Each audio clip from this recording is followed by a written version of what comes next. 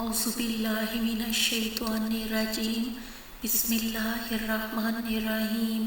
سنن ابی داؤد حدیث نمبر 731۔ محمد بن عمرو عامری کہتے ہیں کہ صحابہ رضی اللہ عنہ کی ایک مجلس میں تھا۔ ان لوگوں نے آپس میں رسول اللہ صلی اللہ علیہ وسلم کی نماز کا تذکرہ کیا تو ابو حمید رضی اللہ عنہ نے کہا، پھر راوی نے اسی حدیث کا بعض حصہ ذکر کیا اور کہا، جب نبی اکرم صلی اللہ علیہ وسلم رکوع کرتے تو اپنی دونوں ہتھیلیوں کو اپنے دونوں گھٹنوں پر جماتے اور اپنی انگلیوں کے درمیان کشادگی رکھتے، پھر نہ اپنی پیٹھ کو خم کرتے، نہ سر کو اونچا کرتے، نہ منہ کو دائیں یا بائیں جانب موڑتے، بلکہ سیدھا قبلے کی جانب رکھتے۔ پھر جب 2 رکعت کے بعد بیٹھتے تو بائیں پاؤں کے تلوے پر بیٹھتے اور دانا پاؤں کھڑا رکھتے۔ پھر جب آپ چوتھی رکعت میں ہوتے تو اپنی بائیں سرین زمین پر لگاتے اور دونوں پاؤں ایک جانب یعنی داہنی جانب نکالتے۔ سنن ابی داؤد حدیث نمبر 732۔ اس سند سے بھی محمد بن عمرو بن عطا سے اسی طرح مروی ہے۔ اس میں ہے، جب آپ سجدہ کرتے تو اپنے دونوں ہاتھ زمین پر رکھتے، نہ ہی انہیں بچھاتے اور نہ ہی انہیں سمیٹے رکھتے، اور اپنی انگلیوں کے کناروں سے قبلے کا استقبال کرتے۔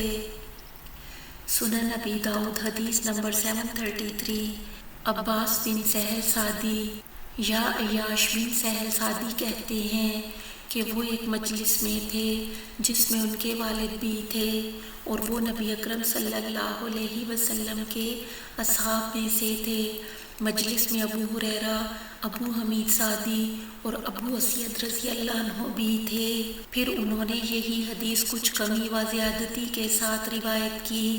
اس میں ہے، پھر آپ صلی اللہ علیہ وسلم نے اپنا سر اٹھایا اور سمیع اللہ لمن حمدہ اللہم ربنا لک الحمد کہا اور اپنے دونوں ہاتھ اٹھائے، پھر اللہ اکبر کہا اور سجدے میں گئے، اور سجدے کی حالت میں اپنی دونوں ہتھیلیوں، گھٹنوں اور اپنے دونوں قدموں کے اگلے حصے پر جمے رہے۔ پھر اللہ اکبر کہہ کر بیٹھے تو تورک کیا یعنی سرین پر بیٹھے اور اپنے دوسرے قدم کو کھڑا رکھا، پھر اللہ اکبر کہا اور سجدہ کیا، پھر اللہ اکبر کہا اور سجدے سے اٹھ کر کھڑے ہو گئے اور سرین پر نہیں بیٹھے۔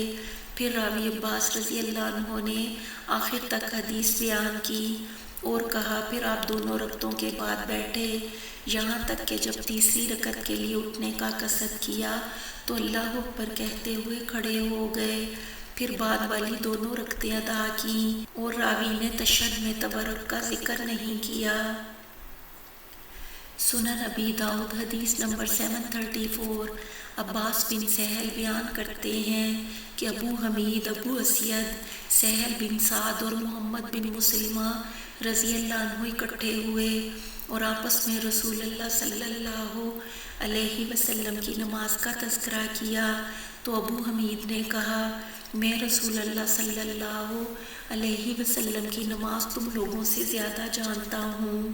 پھر انہوں نے اس کے بعض حصے کا ذکر کیا اور کہا، پھر آپ صلی اللہ علیہ وسلم نے رکوع کیا تو دونوں ہاتھ دونوں گھٹنے پر رکھے گویا آپ ان کو پکڑے ہوئے ہیں، اور اپنے دونوں ہاتھوں کو کمان کی تانت کی طرح کیا اور انہیں اپنے دونوں پہلوؤں سے جدا رکھا۔ پھر آپ صلی اللہ علیہ وسلم نے سجدہ کیا تو اپنی ناک اور پیشانی زمین پر جمائی اور اپنے دونوں ہاتھوں کو اپنی دونوں بغلوں سے جدا رکھا اور اپنی دونوں ہتھیلیاں اپنے دونوں کندھوں کے بالمقابل رکھیں، پھر اپنا سر اٹھایا یہاں تک کہ ہر ہڈی اپنی جگہ پر لوٹ آئی۔ آپ نے ایسے ہی کیا یہاں تک کہ دوسری رکعت کے دونوں سجدوں سے فارغ ہو گئے، پھر بیٹھے تو اپنا بایاں پیر بچھا لیا اور داہنے پیر کی انگلیاں قبلہ رخ کیں اور دائیں گھٹنے پر داہنی اور بائیں گھٹنے پر بائیں ہتھیلی رکھی اور اپنی انگشت شہادت سے اشارہ کیا۔ سنن ابی داؤد حدیث نمبر 735۔ اس طریق سے بھی ابو حمید رضی اللہ عنہ سے یہی حدیث مروی ہے۔ اس میں ہے، جب آپ صلی اللہ علیہ وسلم نے سجدہ کیا تو اپنے پیٹ کو اپنی دونوں رانوں کے کسی حصے پر اٹھائے بغیر اپنی دونوں رانوں کے درمیان کشادگی رکھی۔ سنن ابی داؤد حدیث نمبر 736۔ وائل بن حجر رضی اللہ عنہ نے نبی اکرم صلی اللہ علیہ وسلم سے یہی حدیث روایت کی ہے۔ اس میں ہے جب آپ صلی اللہ علیہ وسلم سجدے میں گئے تو آپ کے دونوں گھٹنے آپ کی ہتھیلیوں سے پہلے زمین پر پڑے، پھر جب آپ صلی اللہ علیہ وسلم سجدے میں چلے گئے تو اپنی پیشانی کو اپنی دونوں ہتھیلیوں کے درمیان رکھا اور اپنی دونوں بغلوں سے علیحدہ رکھا۔ سنن ابی داؤد حدیث نمبر 737۔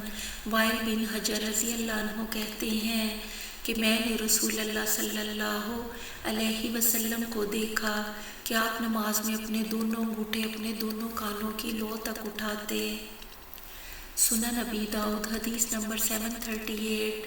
ابو ہریرہ رضی اللہ عنہ کہتے ہیں کہ رسول اللہ صلی اللہ علیہ وسلم جب نماز کے لیے تکبیر تحریمہ کہتے تو اپنے دونوں ہاتھ اپنے دونوں کندھوں کے بالمقابل کرتے، اور جب رکوع کرتے تو بھی اسی طرح کرتے، اور جب رکوع سے سجدے میں جانے کے لیے سر اٹھاتے تو بھی اسی طرح کرتے، اور جب 2 رکعت پڑھ کر تیسری رکعت کے لیے کھڑے ہوتے تو بھی اسی طرح کرتے۔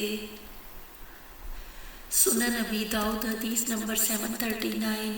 میمون مکی سے روایت ہے کہ انہوں نے عبداللہ بن زبیر رضی اللہ عنہ کو دیکھا کہ انہوں نے لوگوں کو نماز پڑھائی تو نماز کے لیے کھڑے ہوتے وقت اور رکوع کرنے کے وقت اور سجدہ اور قیام کے لیے اٹھتے وقت اپنے دونوں ہاتھوں سے اشارہ کیا، تو میں ابن عباس رضی اللہ عنہ کے پاس گیا اور جا کر میں نے ان سے کہا کہ میں نے ابن زبیر کو اسی طرح نماز پڑھتے دیکھا کہ کسی اور کو اس طرح پڑھتے نہیں دیکھا۔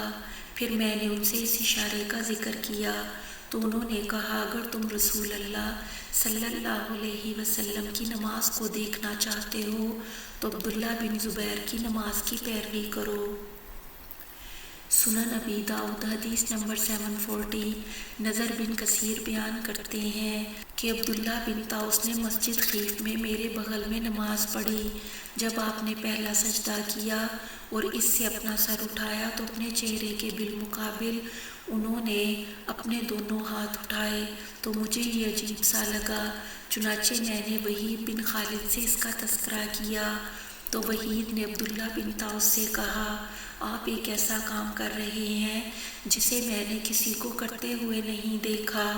تو عبداللہ بن طاؤس نے کہا میں نے اپنے والد کو ایسا کرتے ہوئے دیکھا ہے، وہ کہتے تھے کہ میں نے ابن عباس رضی اللہ عنہ کو ایسا کرتے دیکھا، اور ان کے متعلق بھی مجھے یہی معلوم ہے کہ انہوں نے کہا ہے کہ نبی اکرم صلی اللہ علیہ وسلم ایسا کرتے تھے۔